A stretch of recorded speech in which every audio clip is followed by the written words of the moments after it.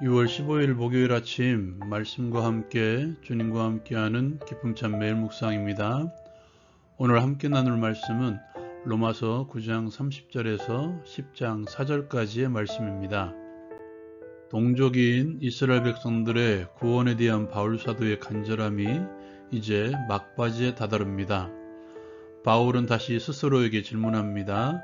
하나님의 주권적인 역사로 구원을 이루셨는데 우리가 무슨 말을 할 수 있겠는가? 바울은 이스라엘 백성들이 구원의 대열에 동참하지 못한 이유를 말합니다. 의를 따르지 아니한 이방인들은 믿음으로 말미암아 의를 얻었습니다. 그러나 이스라엘 백성들은 의의 법을 따라갔지만 결국 율법의 의를 이루지 못한 것입니다. 왜 그렇습니까? 그들은 믿음을 의지하지 않고 자신들의 행위를 의지했기 때문에 그들은 부딪힐 돌에 부딪힌 것입니다. 바울 사도는 이사야 선지자의 글을 인용하며 그들의 행위를 증명합니다. 내가 걸림돌과 바위를 시온에 두노니 그를 믿는 자는 부끄러움을 당하지 않으리라. 여기서 말하는 그는 곧 하나님의 의이신 예수 그리스도이십니다. 바울 사도는 동족인 이스라엘 백성들이 구원받기를 간절히 원했고 이 문제로 하나님께 간절히 기도했습니다.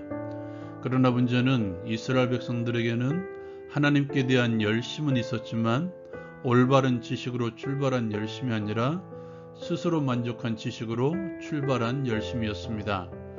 하나님의 의를 모르다 보니까 결국 자기의 의를 세우려고 힘써서 하나님의 의에 복종하지 않은 것입니다. 하나님의 의이신 예수 그리스도는 모든 믿는 자에게 의를 이루기 위해서 율법의 마침이 되셨습니다. 그렇다면 율법의 마침이 되었다는 말의 의미는 뭘까요? 바울 사도는 이 말 앞에 하나의 단서를 달고 있습니다. 그것은 모든 믿는 자의 의를 이루기 위해서 마침이 되었다는 말입니다. 이 말의 의미는 먼저 율법의 성취, 완성, 목표를 이루기 위한 마침이라는 뜻입니다. 하나님의 말씀인 구약성경 율법이 가리키고 있는 것은 그리스도 예수이십니다. 예수님께서 이 땅에 오셔서 그 모든 것들을 성취하셨기 때문에 모든 율법은 그리스도를 통해서 마침이 된 것입니다. 두 번째로 폐지를 위한 마침입니다. 이것은 모든 믿는 자들의 의를 이루기 위한 것입니다. 하나님과의 바른 관계로의 회복을 위해서 폐지를 위한 마침이 되었다는 것입니다. 율법과 그리스도는 구원에 관해서 서로 상반된 것입니다. 율법은 자기 의를 세우기 위한 방편입니다. 자기 의는 율법으로부터 비롯된 것입니다.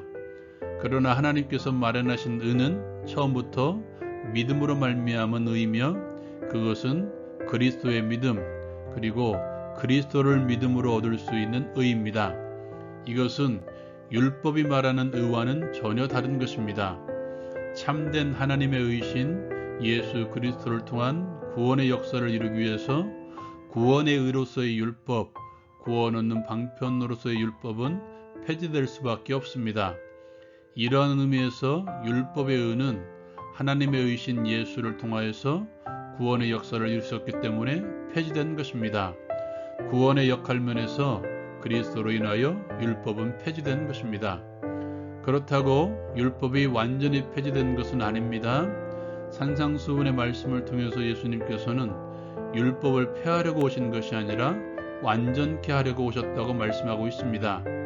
하나님의 말씀, 하나님의 법이 완전히 폐지되었다고 말한다면 은혜 아래 있으므로 마음대로 죄를 지을 수 있다고 말하는 도덕률 폐기론자의 주장이 맞다고 선언한 것과 마찬가지입니다.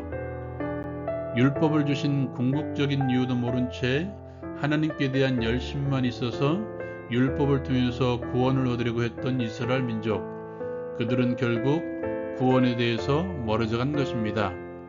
올바른 지식이 아닌 잘못된 지식은 결국 하나님으로부터 멀어진 결과를 낳은 것입니다.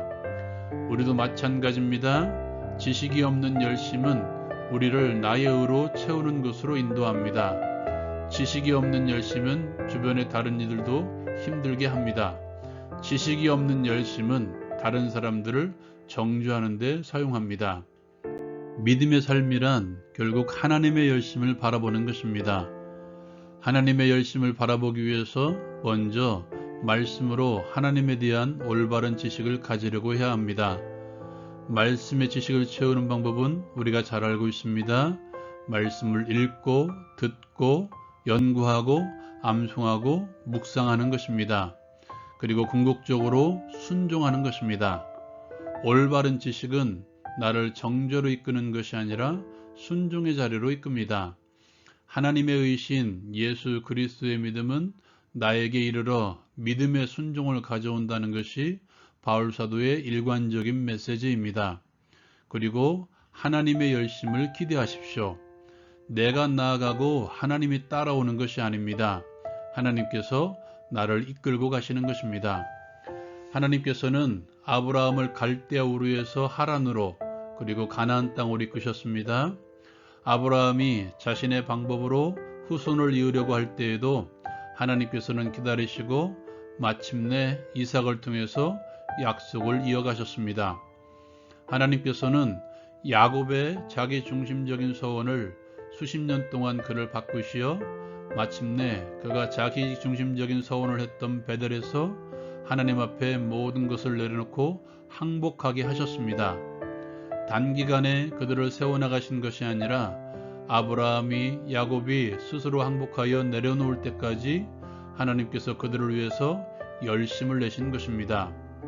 우리의 의지로 하나님을 향하여 당신만을 따르겠습니다라고 고백하고 그 고백마저도 하나님께서 하신 것이라고 인정하고 감사하는 믿음, 이것이 하나님의 열심을 기대하는 믿음의 삶입니다.